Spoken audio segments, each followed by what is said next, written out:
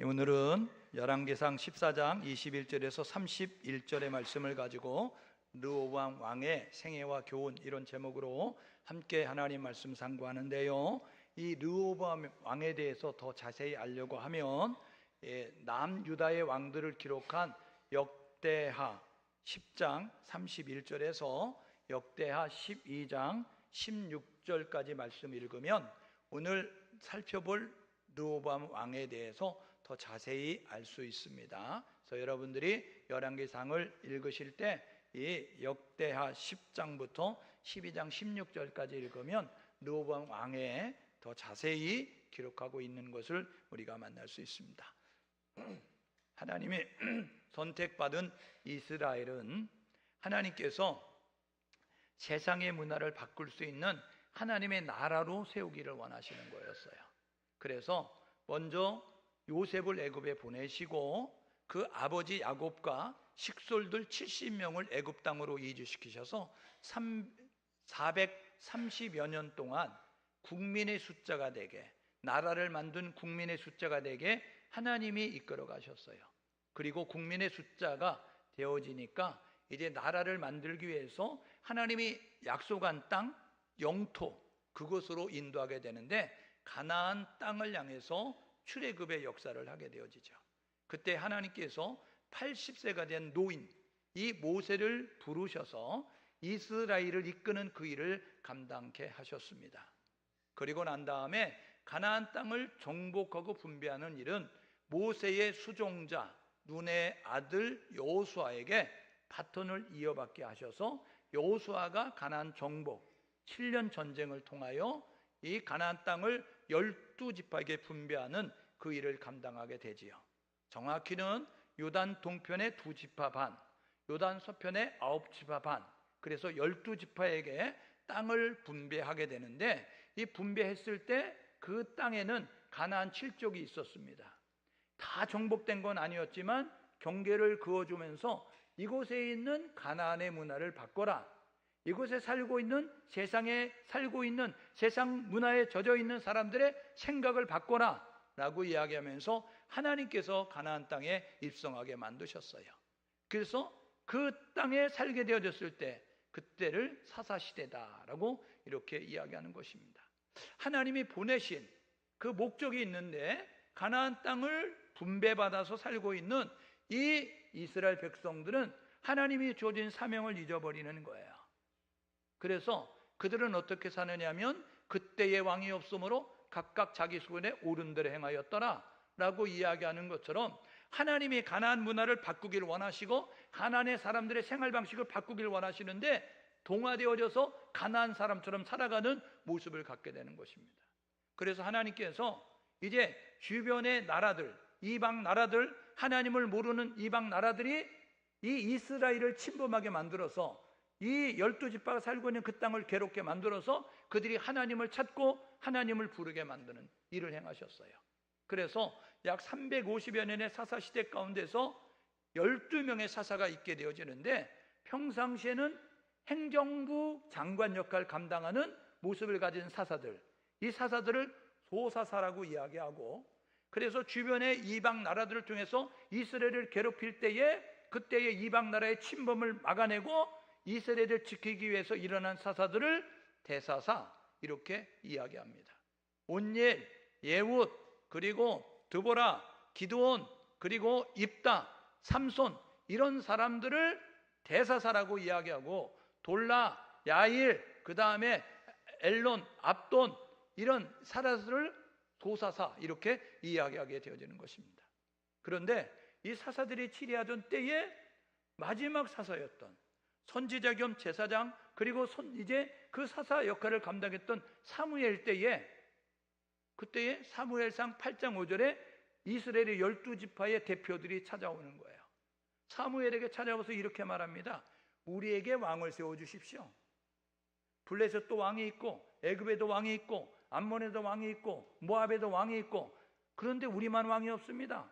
왕복을 입은 왕, 왕관을 쓸 왕, 그리고 신하를 거느리는 왕, 그 왕이 우리에게 있으면 좋겠습니다. 왕을 세워주십시오 해서 하나님께서 고민하는 이 사무엘에게 왕을 세워줘라 이야기해서 왕이 세워졌어요.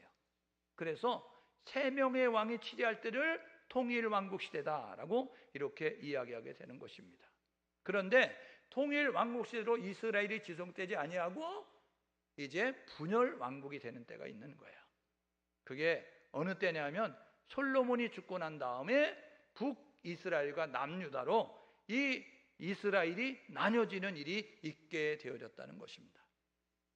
그래서 도표로 보면 이렇게 사울왕이 40년, 다윗왕이 40년, 그렇게 이제 그리고 솔로몬왕이 40년 있게 되어졌습니다. 그래서 120년 있게 되어지는 그 시대 끝나고 난 다음에 BC 931년에 예수님이 탄생하기 931년 전에 나라가 북이스라엘, 남유다로 나뉘게 되어졌다라고 이렇게 이야기하게 되는 것입니다. 여러분, 솔로몬이 죽고 난 다음에 하나님께서 나라를 나누셨는데 솔로몬 때에 하나님이 2번씩 나타나셔서 말씀하셨어요. 너의 아버지 다윗처럼만 살면 돼. 너의 아버지 다윗처럼만 하면 너의 나라가 길 거야 라고 이야기했는데, 우리가 살펴봤던 것처럼 솔로몬이 40년 치리하는데 왕이 되고 난 다음에 1000번째 제사를 드리면서 하나님을 찾았던 솔로몬이 중간에 부인을 1000명 두기 시작하더니, 그러더니 인생 말년에는 이제 마음을 돌려서 하나님을 떠나는 모습을 갖게 되어졌습니다. 그래서 하나님이 말씀하시는 거예요.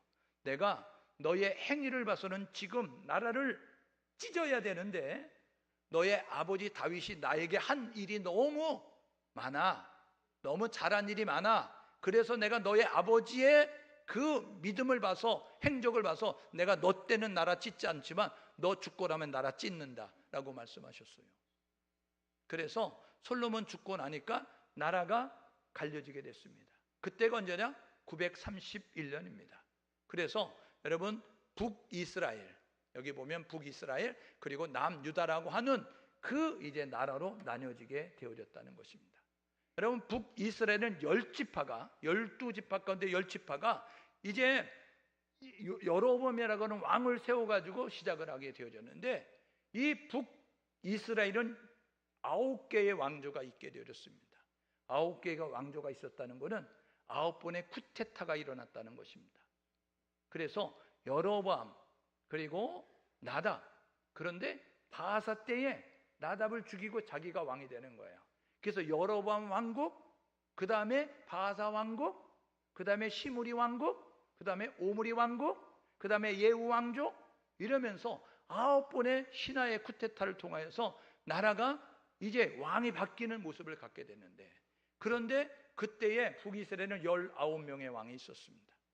이 19명의 왕은 한 명도 하나님 마음에 합판함이 없었습니다. 하나님이 보실 때 정직하고 진실하고 하나님을 경외하고 말씀대로 사는 왕이 하나도 북쪽에는 없었다는 거예요.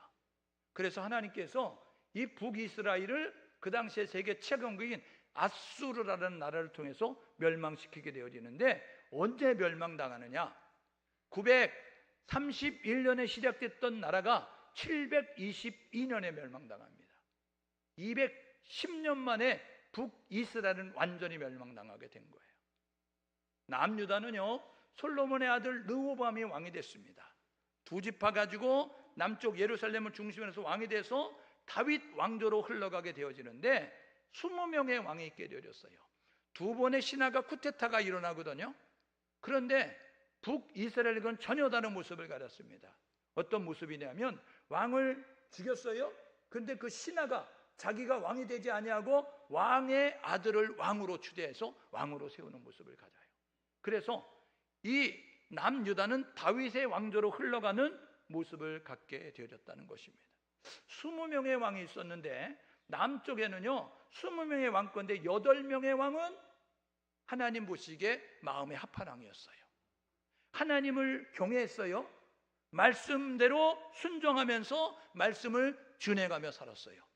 그래서 8명의 하나님 마음에 착한 선한 왕이 있었습니다.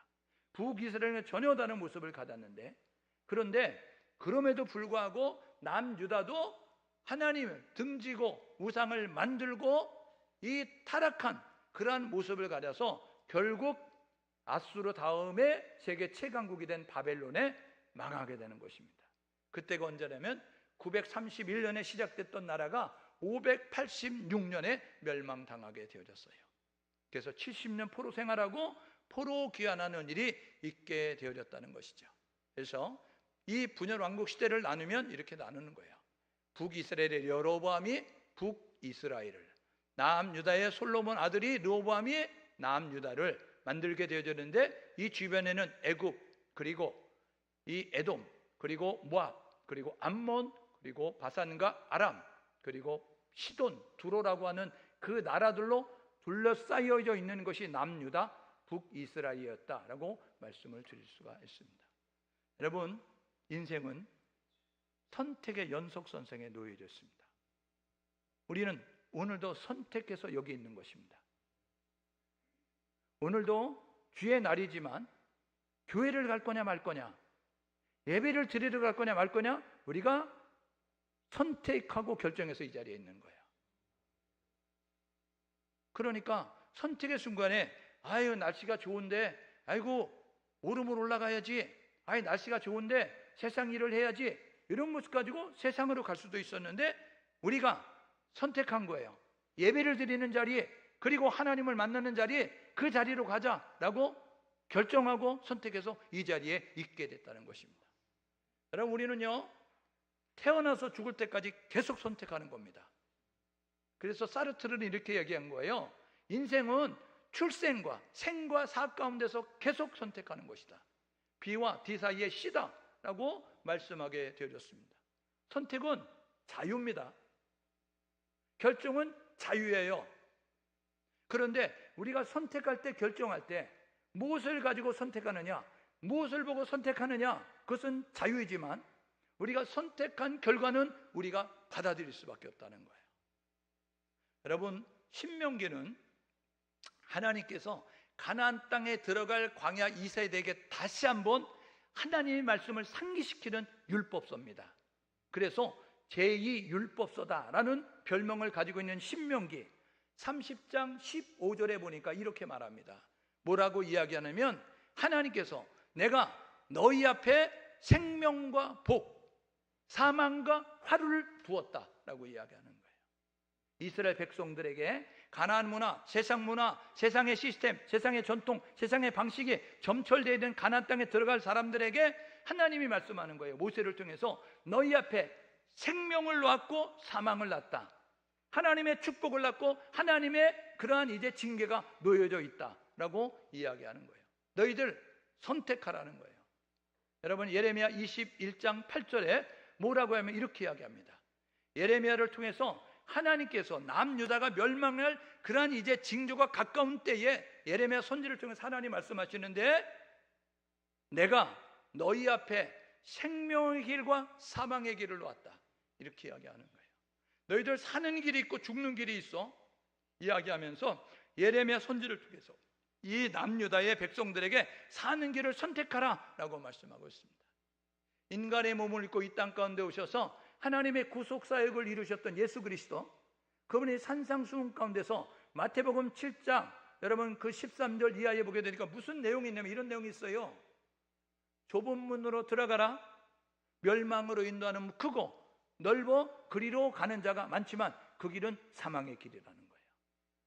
오늘 저와 여러분 모두가 우리 앞에 사는 길이 있고 죽는 길이 있습니다. 하나님의 복을 받는 길이 있고 하나님의 화를 당하는 길이 있다는 사실을 기억하셔서 선택의 기로에서 생명과 복을 선택할 수 있는 우리 모두가 될 수 있기를 주님의 이름으로 축복합니다.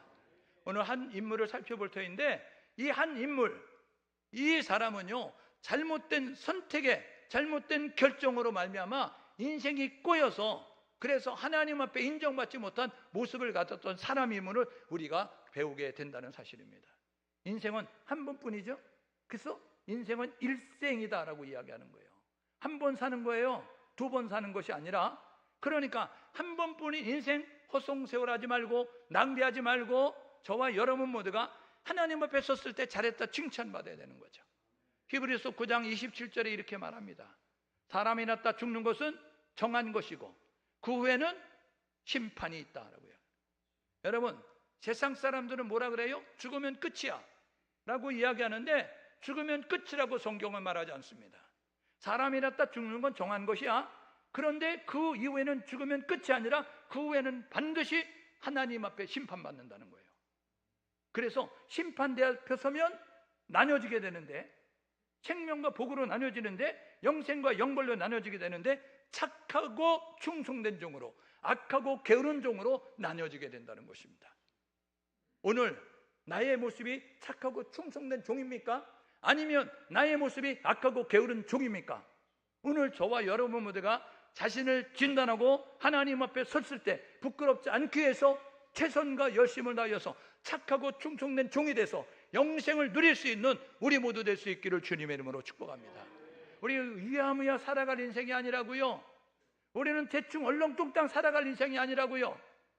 우리는 긴장하고, 우리는 신중하게, 우리는 선택하고 결정하면서 살아야 된다는 사실을 기억하셔서 저와 여러분 모두에게 그렇게 살기 위해서 노력할 수 있기를 주님의 이름으로 축복합니다. 여러분, 르호보암은, 오늘 살펴볼 르호보암은 분열 왕국 시대의 남유다의 첫 번째 왕입니다. 오늘 이것도 본문에 보니까 41세의 왕이 돼가지고 17년 동안 왕에 있었다라고 이렇게 이야기합니다. 그런데 여러분, 르호보암의 뜻이 뭐예요?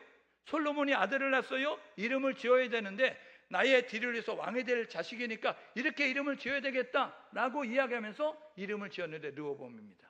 르호보암은 백성이 늘다라는, 백성이 늘어나다라는 뜻이에요. 여러분, 자식을 낳았을 때 여러분들 자식의 이름을 대충 짓지 않잖아요.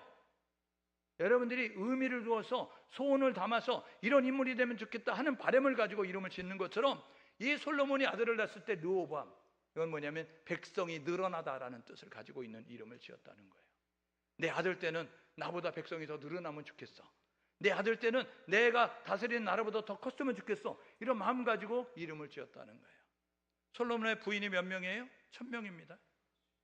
부인 1000명 가운데서 그 애굽에 있는 여자를 통해서 난 게 아니라, 저기 이제 두로에 있는 여자를 통해서 난 것이 아니라 암몬 출신이었던 나아마와 결혼해서 그 사이에서 난 사람이 누구냐면 이제 르호보암이에요. 그는 아버지만은 아니었지만, 솔로몬만큼은 아니었지만 부인이 18명, 첩이 60명이었습니다. 78명의 여자를 거느리고, 그리고 아들을 28명, 그리고 딸을 68명을 낳는 모습을 가지고 있게 되어졌어요. 그는 왕으로 있으면서 하나님의 백성을 잘 이끌어야 되는데, 그런데 바톤을 이어받은, 그 바톤을 이어받고 잘 달려가서 바톤을 넘겨줘야 되는데, 그는 바톤을 이어받았지만 그 바톤을 떨어뜨려서, 그래서 통일 왕국의 바톤을 이어받았지만 통일 왕국으로 이어가지 못하고 분열 왕국을 만드는 모습을 가졌어요. 좋게 물려받았는데 나쁘게 전달하는 모습을 갖게 되어졌다는 것입니다. 여러분, 하나님이 택한 백성이에요. 택한 백성의 왕으로 세움받은 사람이었어요. 그런데 하나님을 버림으로, 하나님을 등짐으로 말미암아 하나님의 징계를 받는 삶을 살았던 것이 르호보암 왕이다 라고 말씀을 드리게 되는 것입니다. 르호보암 왕은 이런 성품을 가진 사람이었습니다. 첫 번째로는요, 판단력이 결여된 자였어요. 듣는 귀가 닫혀 있었고, 그리고 지혜로 판단하는 그 판단력이 흐려진 사람이었다는 것입니다. 그래서 그릇된 선택, 잘못된 결정을 할 수밖에 없었다. 오늘 저와 여러분 모두가 선택할 때 잘 선택할 수 있기를 주님의 이름으로 축복합니다. 결정할 때 잘 결정할 수 있기를 주님의 이름으로 축복합니다. 선택은 자유예요. 그래서 옛날에 금성전자, 순간의 선택은 10년을 좌우합니다. 여러분, 광고 문구 생각나십니까? 순간의 선택은 순간이라는 거예요. 그런데 그 선택이 10년을 행복할 수 있고 불행할 수 있고, 10년이 여러분 편안할 수 있고, 10년이 괜히 그랬어 이런 모습까지 갈 수 있다는 거예요. 여기 결혼하신 분들 미혼으로 돌아간다고 하면 선택할 때 지금 남편을, 아내를 선택할 사람이 과연 얼마나 있을까? 예? 여러분, 그러면 자신 있게 나는 죽어도, 나는 다시 태어나도 당신만을 사랑하겠어, 나는 다시 태어나도 당신과 결혼하겠어, 이런 사람은 있겠죠. 그러나 많이는 없겠죠. 그죠? 뭐. 그렇지 않습니까? 네. 그러니까 저와 여러분 모두가 선택은 순간이었어요. 그런데 선택에 따른 그러한 결과를 받아들이니까 괜히 했어, 그때 이렇게 해야 되는 건데, 이런 모습까지 갈 때가 너무나 많다. 여러분, 누가 보면 어떤 사람은 자기 지혜로 판단하고 준비하고 행하는 자였다는 거예요. 잠언 1장 7절에 여호와를 경외하는 것이 지식의 근본이다. 잠언 9장 10절에 여호와를 경외하는 것이 지혜의 근본이다. 잠언 2장 6절에 여호와께서 지혜를 주시며 여호와께서 명철과 지식을 그 입에서 내신다 라고 말씀합니다. 여러분, 지혜는 하나님이 주시는 거예요. 그러니까 자신이 가지고 있는 지식을 가지고 지혜를 가지고 해야 될 것이 아니라, 믿음의 사람은 하나님이 주시는 지혜를 가지고 판단하고 선택하고 결정하며 나아가야 되는 거예요. 그런데 역대하 11장 5절에서 12절에 보게 되면, 왕이 되고 난 다음에 야, 여기다 성을 짓고 여기다가 이렇게 하고 군사를 배치하고 이런 모습 가지고 이 르호보암이 행동하게 되었다는 것입니다. 거기를 읽어보면 어디에도 하나님께 물었다는 내용이 없습니다. 하나님께 기도했다는 내용이 없습니다. 여러분, 르호보암의 할아버지 다윗은요, 하나님 앞에 시시콜콜이 물었어요. 어떻게 해야 합니까? 하나님 앞에 묻고 하나님의 지시하심을 따라 나아가는 모습을 가렸다고요. 오늘 예배하는 우리 성도들 가운데서 묻지 아니하고 판단하고 묻지 아니하고 결정하는 자가 있다고 한다면, 하나님 앞에 기도하고 판단하고 하나님 앞에 기도하고 결정할 수 있는 우리 모두 될 수 있기를 주님의 이름으로 축복합니다. 기도하면 후회하지 않습니다. 기도 안 하면 후회합니다. 어쩌다가 황소가 뒷걸음질다 여러분 개구리 밟는 적은 있지만 날마다 장마다 꼴뚜기는 아니라는 거예요. 그러니까 그런 위험성 부담 내려놓고 무슨 선택을 하든지 무슨 결정을 하든지 신중하게 기도하고 하나님이 주시는 감동을 따라 판단하고 결정하면 후회하지 않습니다. 오류를 범하지 않아요. 기도하고 결정할 수 있기를 주님의 이름으로 축복합니다. 르호보암은 어떤 사람이었냐? 초심을 잃어버리는 사람이었어요. 처음 마음을 잃어버렸다고요. 여러분, 시종저일, 시종일관, 여러분 이게 힘듭니다. 주를 처음 만날 때 어땠어요? 그때 죽어도 여한이 없지 않았어요? 그때는 그냥 아무것도 없어도 행복했잖아요. 그런데 지금 어때요?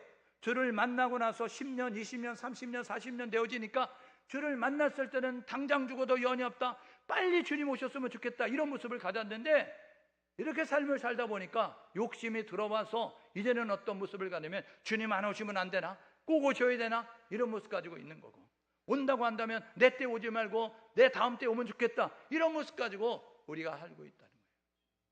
오늘 저와 여러분 모두가 처음 마음을 잃어버리지 않기를 주님의 이름으로 축복합니다. 그는요, 초심을 잃어버리게 되어지니까 하나님도 버려요.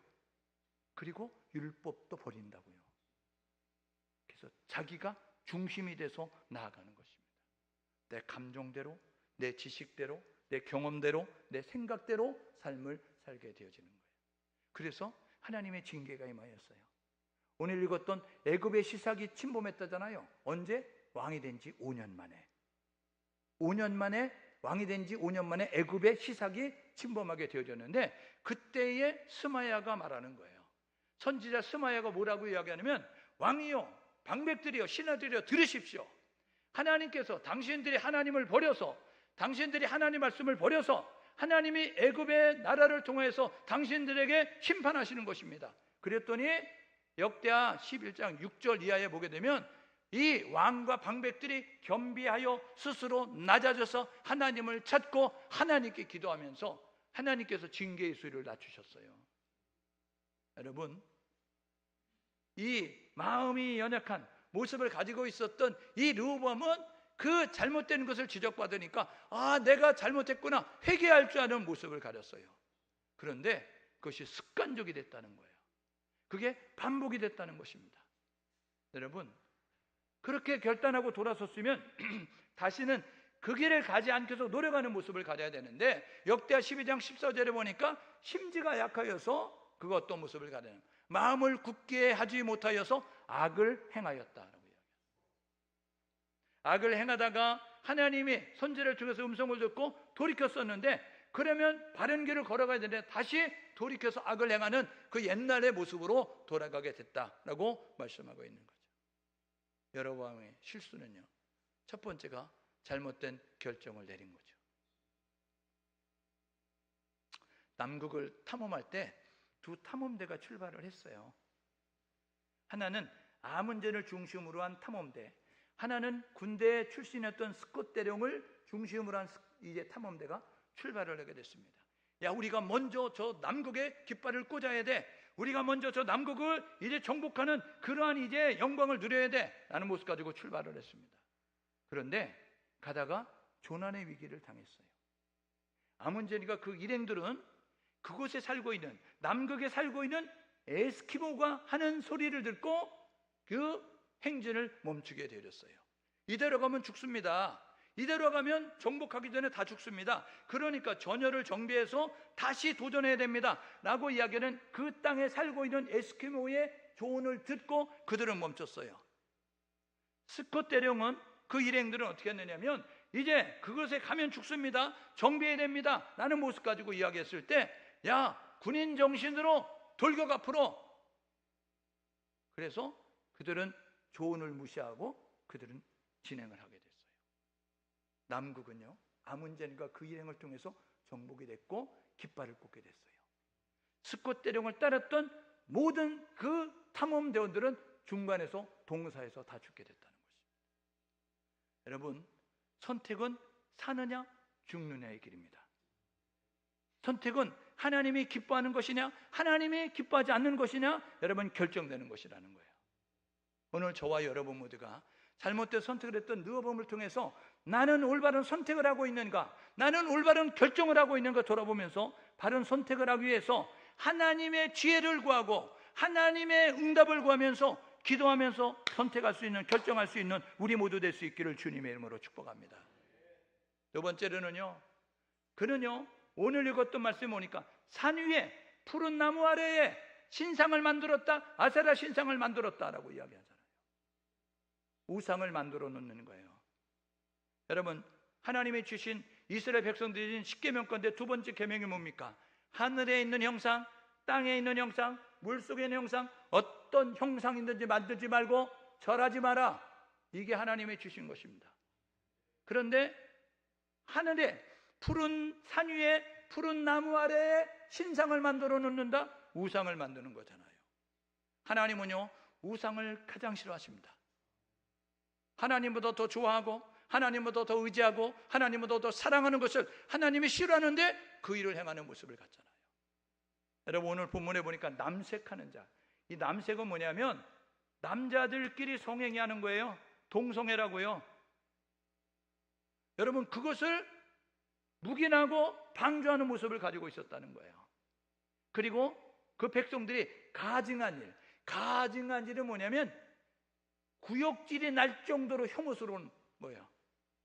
여러분, 우리의 사회를 보면, 우리가 사회를 볼 때에 구역질이 날 정도로 혐오한 모습들이 있잖아요.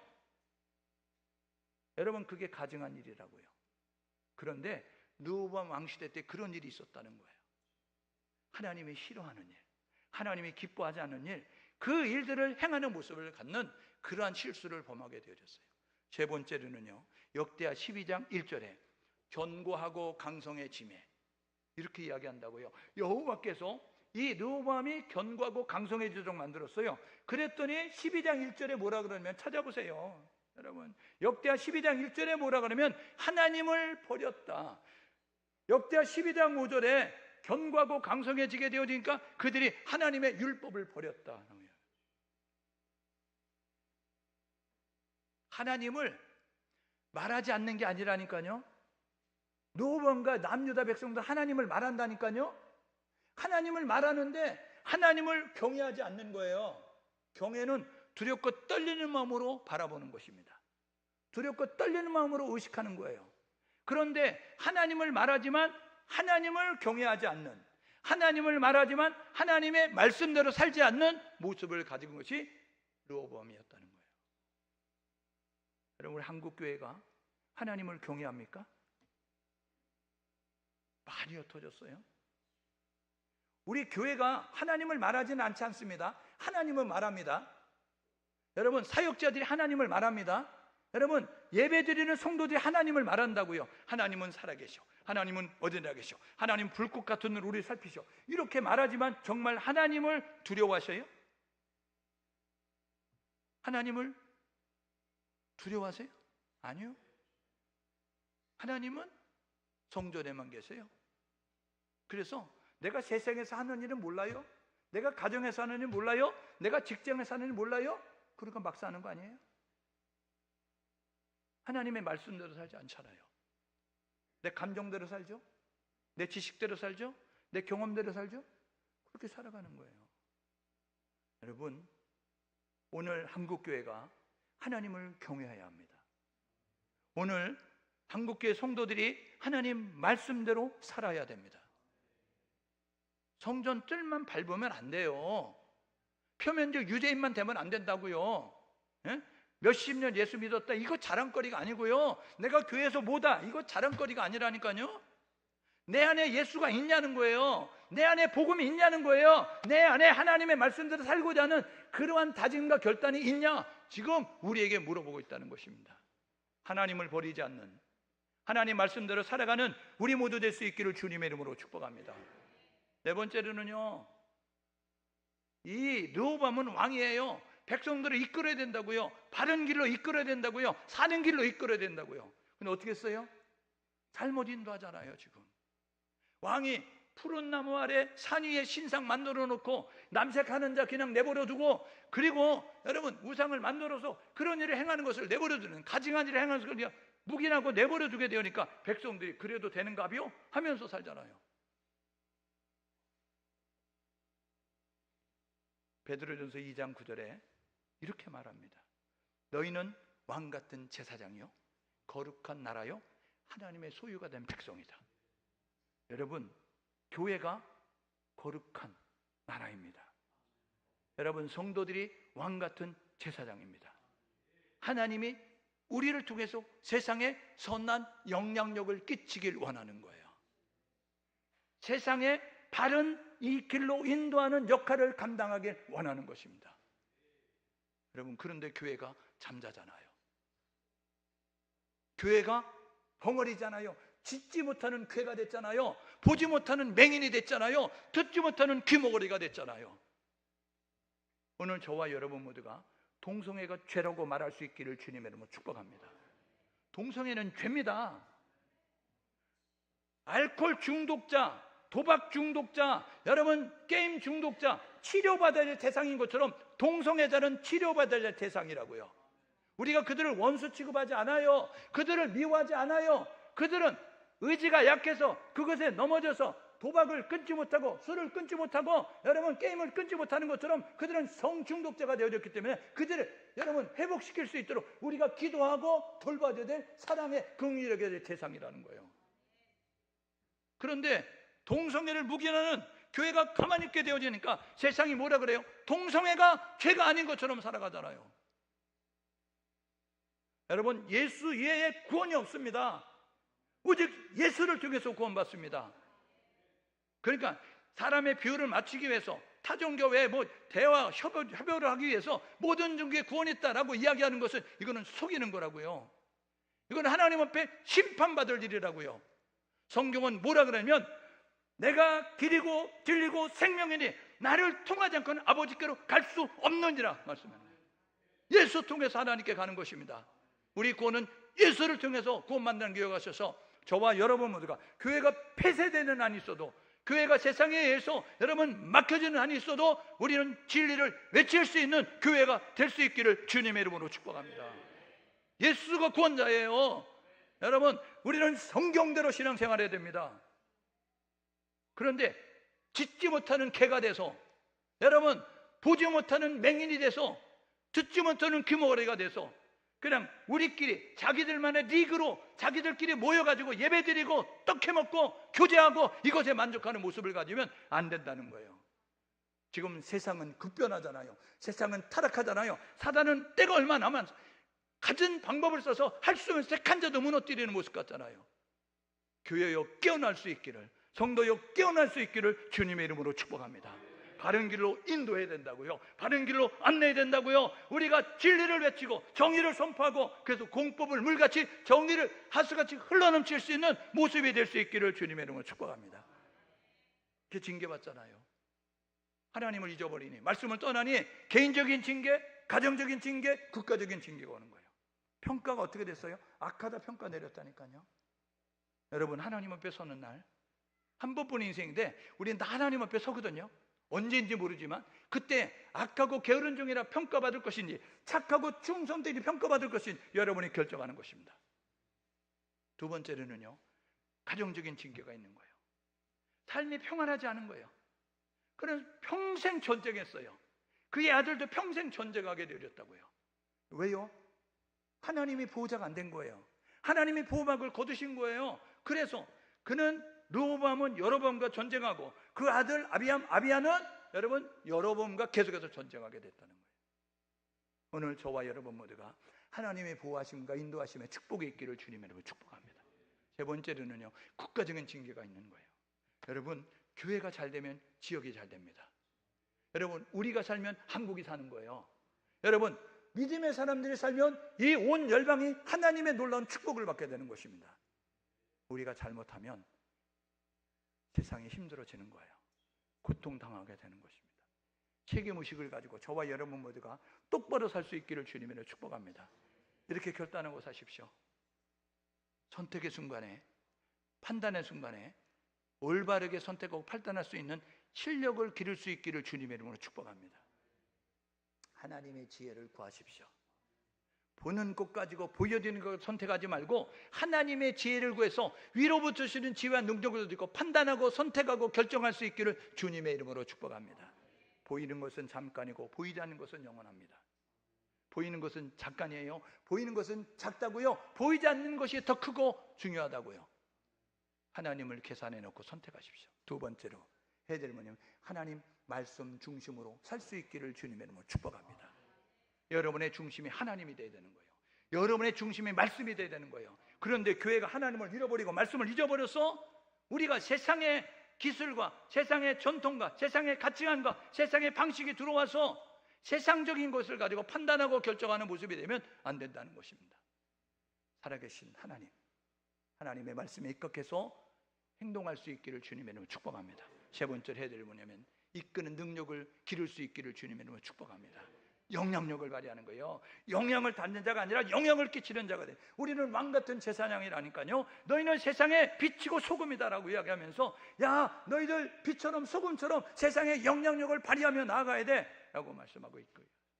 오늘 예배하는 우리 모두가 세상에 영향을 받는 자가, 그래서 타락하고 변질되는 교회와 성도가 되지 말고 오히려 세상에 신선한 여러분 충격을 주고, 그리고 그들로 하여금 경각심을 가지고 교회처럼 다해야지, 교회 다니는 사람처럼 살아야지 라고 그들이 바뀌어질 수 있는 변화를 이끌어가는 우리 모두 될 수 있기를 주님의 이름으로 축복합니다.